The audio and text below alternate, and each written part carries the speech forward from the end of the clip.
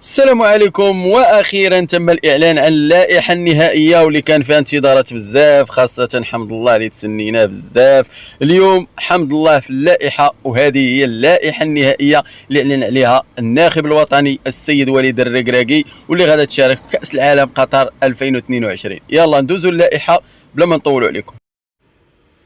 حراسه المرمى: ياسين بونو، منير محمدي، رضا التاقناوتي.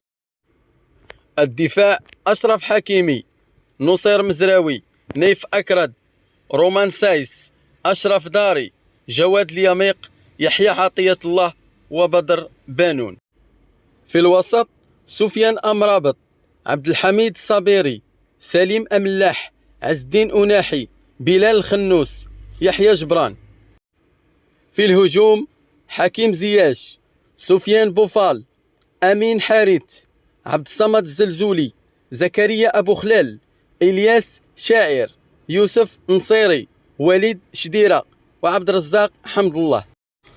ندوزو دابا الخلاصه. بصراحه كل واحد فينا عنده خلاصه ديالو وعنده استنتاج ديالو على قبل هاد التشكيله هادي، واش هو مقتنع بها ولا ما مقتنعش بها، ما كيهمش. المهم كل واحد كيعبر على الراي ديالو كما بغى.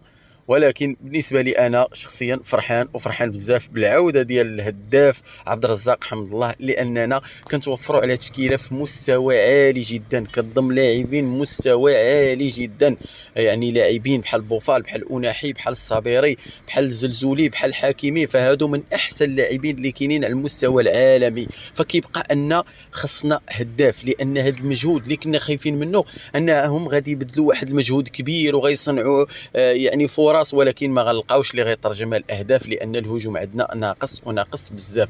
اليوم الحمد لله كنتفائلوا خيرا، كنا متفائلين، ولكن بالعوده ديال حمد الله غادي يزيد المنتخب يتقاد. يعني كان خصنا غير حمد الله. دابا الحمد لله فريق متكامل، ما علينا الا نصفقوا لهم وندعموهم ونتمنى لهم التوفيق ان شاء الله في المونديال ديال قطر 2022.